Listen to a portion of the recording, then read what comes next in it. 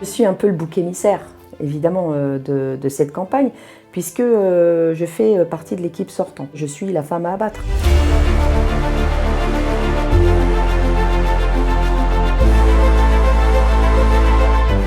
Astrid Boroche, 49 ans, engagée depuis une vingtaine d'années en politique, mais surtout dans la vie associative.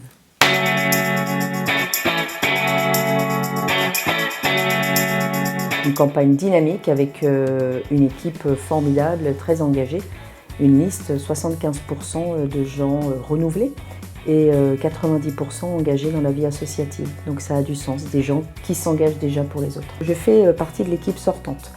Ça peut être un avantage, mais c'est un inconvénient. En tout cas, tout le monde en joue. Je suis la femme à abattre pour tous ces messieurs, surtout. Certains veulent dire que je suis adoubée. Ce n'est pas du tout dans mon tempérament. Je suis une femme libre et émancipée. À un moment, il y a une opportunité, il faut y aller. Donc, avec un certain nombre de citoyens, on s'est dit, on y va. Ensuite, j'ai envie de dire aussi que l'héritage est le même pour tout le monde, en fait, au jour d'aujourd'hui. L'héritage de tous les candidats à cette élection, c'est ton nom à l'instant T. Donc, à aujourd'hui. Un maire, c'est tout d'abord une personne qui a de l'empathie. Il faut aimer les gens. C'est l'anagramme d'aimer. Je ne sais pas si vous aviez fait attention. Maire, aimer. Le maire doit être, comme le dit le président du Sénat, être à portée d'engueulade. Ben moi, j'aime être à portée d'engueulade, j'aime entendre. Alors, des compliments aussi, ça fait quand même plaisir. Mais j'aime être avec les gens, connaître leurs problèmes, connaître leurs souhaits, leurs vœux, ce qu'ils aimeraient, ce qu'ils veulent, ce qu'ils peuvent faire aussi. Parce qu'on a beaucoup de citoyens engagés. Et voilà, c'est ça le maire. Être à l'écoute, faire avec et pour surtout les autres.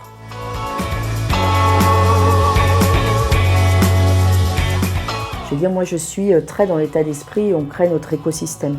C'est-à-dire qu'on fait travailler nos entreprises locales, les nouvelles, les plus anciennes. Ça, c'est un rôle qu'une commune peut faire. Comme quand on a le marché, par exemple, pour les cantines, lorsqu'on dit que 60% des produits sont locaux, c'est un choix politique. Après, le maire, qu'est-ce qu'il peut faire? C'est rendre son territoire attractif, bien évidemment. Donc, rendre son territoire attractif, c'est savoir attirer les entreprises avec des services publics qu'on peut offrir ou maintenir.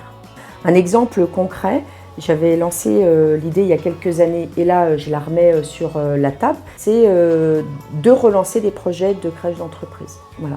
Ça, c'est une solution concrète pour permettre une solution pour fidéliser son personnel. On sait que c'est difficile pour une entreprise. Donc voilà, ça, une commune peut aller là-dessus.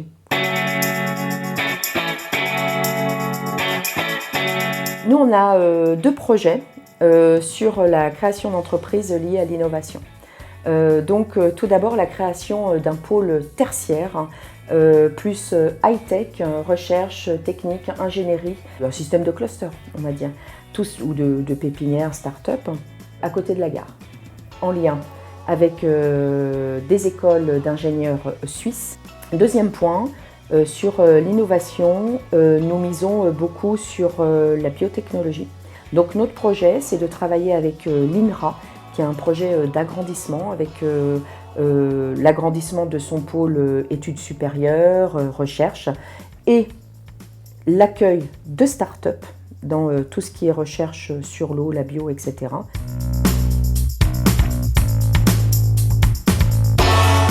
Ah, donc le manager du centre-ville, alors c'est terrible parce que c'est moi qui avais lancé le poste il y a quelques années. Enfin, l'idée, et puis, bon, ça ne s'est pas déroulé, voilà, mais moi je suis passée aux écoles, c'est la vie. Donc le manager, et le CDD se termine. Ce que j'ai proposé aux commerçants officiellement, c'est de travailler la fiche de poste ensemble.